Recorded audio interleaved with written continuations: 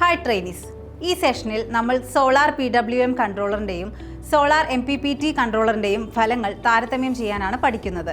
ഈ സെഷൻ്റെ അവസാനം നിങ്ങൾക്ക് ചാർജ് കൺട്രോളറിൻ്റെ പ്രാധാന്യം വിവരിക്കാനും PWM കൺട്രോളറും MPPT കൺട്രോളറും തമ്മിലുള്ള വ്യത്യാസങ്ങൾ വിശദീകരിക്കാനും PWM MPPT ചാർജർ കൺട്രോളറുകളുടെ സ്വഭാവം താരതമ്യം ചെയ്യാനും കഴിയും. നമ്മൾ നേരത്തെ ചർച്ച ചെയ്തതുപോലെ ബാറ്ററികൾ ഉപയോഗിക്കുന്ന മിക്ക സോളാർ പവർ സിസ്റ്റങ്ങൾക്കും സോളാർ ചാർജ് കൺട്രോളറുകൾ ആവശ്യമാണ്. സോളാർ പാനലുകളിൽ നിന്ന് ബാറ്ററികളിലേക്ക് ഊർജം നീങ്ങുമ്പോൾ വൈദ്യുതി നിയന്ത്രിക്കുന്നത് സോളാർ ചാർജ് കൺട്രോളർ ആണ്. അമിതമായി ചാർജ് ചെയ്താൽ ബാറ്ററിയുടെ ആയുസ് കുറയും. ബാറ്ററി വോൾട്ടേജ് നിരീക്ഷിക്കാൻ ലളിതമായ രീതിയിൽ ചാർജ് കൺട്രോളർ പ്രവർത്തിക്കുകയും വോൾട്ടേജ് ഒരു നിശ്ചിത തലത്തിലെത്തിയാൽ ചാർജിംഗ് പ്രക്രിയ നിർത്താൻ സർക്യൂട്ട് തുറക്കുകയും ചെയ്യുന്നു. പഴയ ചാർജ് കൺട്രോളറുകൾ ഒരു മെക്കാനിക്കൽ റിലേ ഉപയോഗിച്ചാണ് ഇത് പൂർത്തിയാക്കുന്നത്. PWM കൺട്രോളറും MPPT കൺട്രോളറും തമ്മിലുള്ള വ്യത്യാസങ്ങൾ നോക്കാം.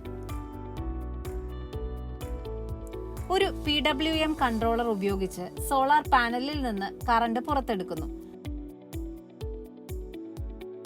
ആവശ്യമുള്ള ബാറ്ററി വോൾട്ടേജ് ഔട്ട്പുട്ടിലെത്തുമ്പോൾ വളരെ വേഗത്തിൽ ഓൺ അല്ലെങ്കിൽ ഓഫ് ചെയ്യുന്നു.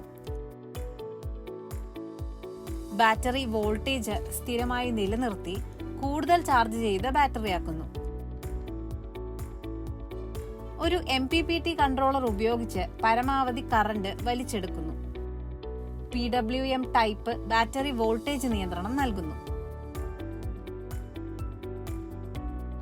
ബാറ്ററിയുടെ ആയുസ് PWM കൂടുതൽ വർദ്ധിപ്പിക്കുന്നു, കാരണം ഇത് ബാറ്ററിയിലെ സമ്മർദ്ദം കുറയ്ക്കുന്നു.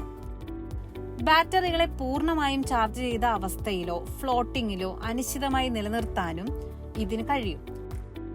PWM ചാർജറുകൾ കൂടുതൽ സങ്കീർണമാണ്, എന്നാൽ ബ്രേക്കബിൾ കണക്ഷനൊന്നും ഉപയോഗിക്കാത്തതിനാൽ അവ കൂടുതൽ കാലം പ്രവർത്തനക്ഷമമാണ്.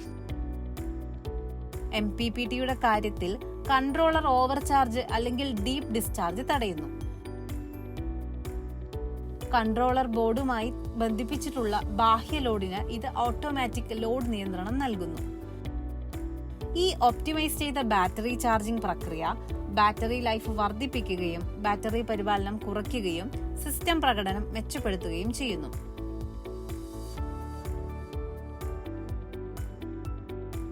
തരം കൂടാതെ ചാർജ് കൺട്രോളറുകളുടെ സവിശേഷത അവർക്ക് നിയന്ത്രിക്കാൻ കഴിയുന്ന വൈദ്യുതധാരയും അവർക്ക് നിയന്ത്രിക്കാൻ കഴിയുന്ന വോൾട്ടേജുമാണ്. സാധാരണയായി 12, 24 അല്ലെങ്കിൽ 48 വോൾട്ട് ഇത് സോളാർ മൊഡ്യൂളിന്റെ അല്ലെങ്കിൽ അറേയുടെ വോൾട്ടേജ് ആണ്. പ്രവർത്തന താപനിലയും കാര്യക്ഷമതയും അവ ഫീച്ചർ ചെയ്യുന്നു. മിക്കവാറും എല്ലായ്പ്പോഴും 95% മുകളിലാണ്. 12 വോട്ട് ആപ്ലിക്കേഷനുകൾക്കായുള്ള മിക്ക പവർ കൺട്രോളറുകളും പരമാവധി 50 ആംപിയറിന് താഴെ നിയന്ത്രിക്കും. സാധാരണയായി ഉയർന്ന പവർ ഫോട്ടോ വോൾട്ടേക് സിസ്റ്റങ്ങൾ ഉയർന്ന വോൾട്ടേജുകളെ അടിസ്ഥാനമാക്കിയുള്ളതാണ്. PWM MPPT ചാർജ് കൺട്രോളറുകളുടെ പ്രവർത്തനം താരതമ്യം ചെയ്യുന്നതിനുള്ള ഘട്ടങ്ങൾ. താഴെ പറയുന്ന എല്ലാ ഉപകരണങ്ങളും ഇവിടെ ലിസ്റ്റ് ചെയ്തിട്ടുണ്ടെന്ന് ഉറപ്പാക്കുക.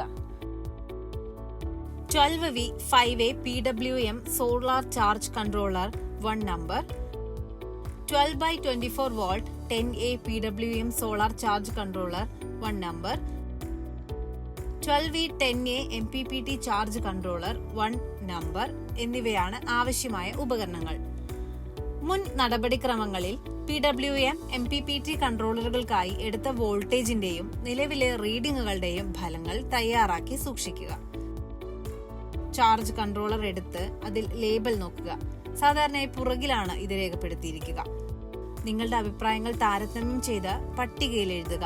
നിരീക്ഷണത്തെ അടിസ്ഥാനമാക്കി നിഗമനം എഴുതുക.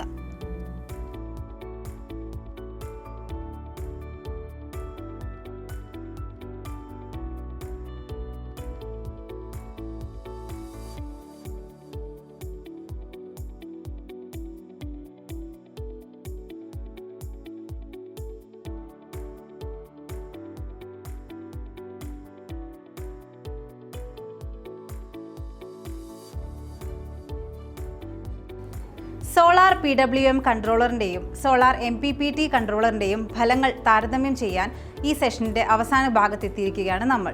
ഇപ്പോൾ നിങ്ങൾക്ക് ചാർജ് കൺട്രോളറിൻ്റെ പ്രാധാന്യം വിശദീകരിക്കാനും PWM കൺട്രോളറും MPPT കൺട്രോളറും തമ്മിലുള്ള വ്യത്യാസങ്ങൾ വിശദീകരിക്കാനും PWM MPPT ചാർജ് കൺട്രോളറുകളുടെ സ്വഭാവം താരതമ്യം ചെയ്യാനും സാധിക്കുമെന്ന് കരുതുന്നു.